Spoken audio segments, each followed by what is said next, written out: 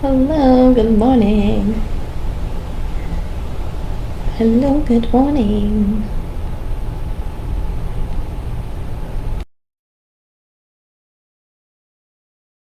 Waiting.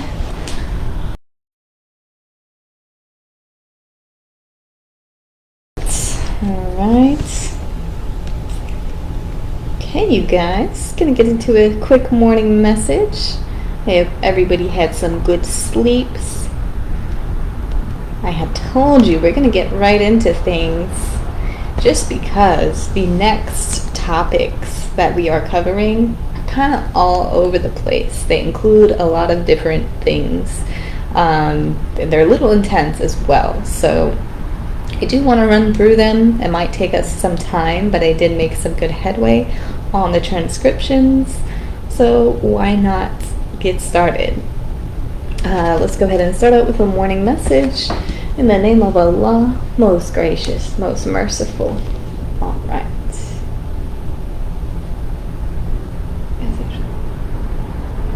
All right. So this is from Surah 19, line 77. Some of them I know, not by heart, but some of them when I read the first few lines I know, oh, this is a good one. But some of them I have to sit with for a beat and see what it says. All right, let's just go ahead and read it out.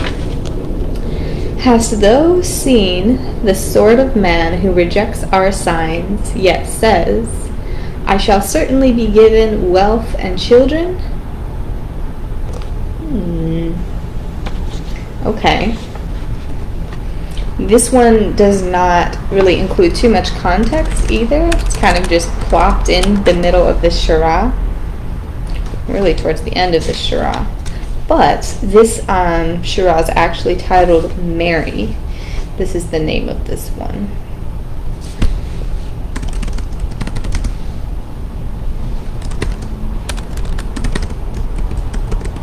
I'm going to have to break this one down just a little further.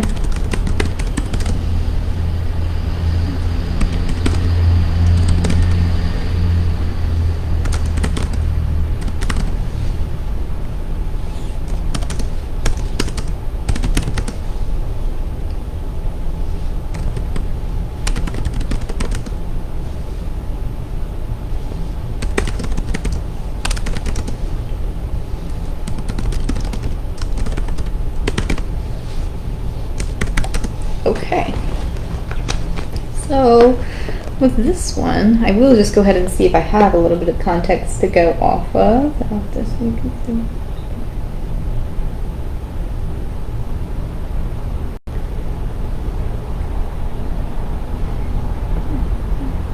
Okay. Okay.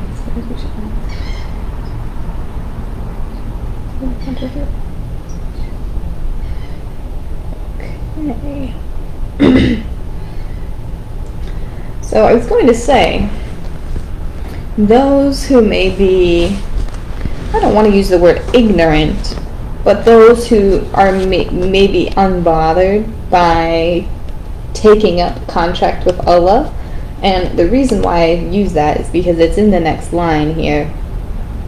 Has he penetrated to the unseen, or has he taken a contract with Allah, most gracious? That is talking about those who are rejecting the signs.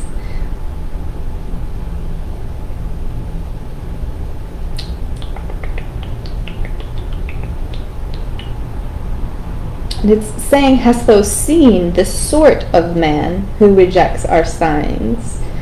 So it implies that yes, there is a sort of man, there is somebody, an individual who rejects our signs, yet says, I shall certainly be given wealth and children. And so this implies that yes, these type of people, or this man, does exist, right? Has he penetrated to the unseen, gracious? And those answer, nay, we shall add to his punishment. So yes, when I take a beat, I'll read something. I'll take a beat just to try to gain a little bit more clarity here. So it's best for those to not reject the signs. Something interesting too is the last few days we were talking about signs, right? How to recognize signs, how signs are everywhere, right? In visions of nature, in little things, in just the little things, right? And then also in individuals, right? You can see signs reflected in people. Because as humans, we do come into a lot of contact with people, and we associate or disassociate ourselves, but we also associate and socialize quite frequently as humans. So the signs of Allah come in all forms, in all different manners, in all different ways. Saying, hast thou seen the sort of man who rejects our signs, yet says, I shall certainly be given wealth and children? So there are some, maybe I don't want to put like the whole atheist label on there, but there are some who might just be ignorant or might just be, refusing to investigate deeper into their spirituality, but still consider themselves very privileged and blessed, which is a very common occurrence, I would say, in today's age. A lot of people might know God, but they haven't come to know God, right? They haven't been totally reliant on their faith-based relationship, which is very, very common, especially even with me at a certain point and stage in my life. I just familiar with either the process that it took or just the need or necessity until I told you the rock bottom arrived, right? When I was at the rock bottom, then that somehow the need became very, very apparent. And along with that, when the Israelites did the same, right? It was only at the rock bottom where they had actually cried out to the Lord. And it was not until the Israelites had cried out to the Lord and listened. So that's just something to think about, right? Recognize the signs early, right? It's good for us to notice the signs, whether we attribute the signs to Allah or God or not. It's when we actually cry out to the Lord where He'll turn His ear and listen, and then His greatness and His glory will truly be revealed and shown to you in a way that you might not expect, right? It does come a bit unexpected. But yes, this is going to be a common theme here where, the Lord realizes His covenant is being broken because we are attributing other things to, I wouldn't say, in the Bible it's to other gods, but now it's a little bit different.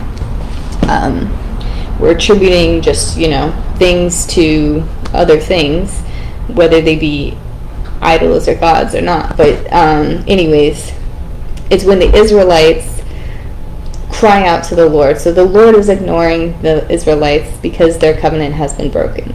Learn about that, and then once they cry out, the Lord turns, and you can see how things shift. So this is going to be a very reoccurring and common theme in the book of Judges.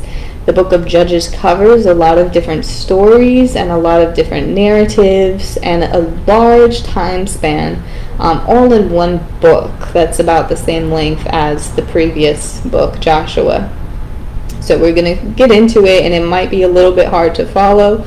I'm not going to lie, I had to read it just myself twice before I understood the flow.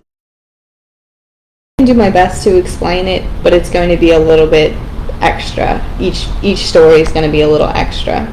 So without further ado, I'll go ahead and get into it. Thank you guys for listening. Have a great morning.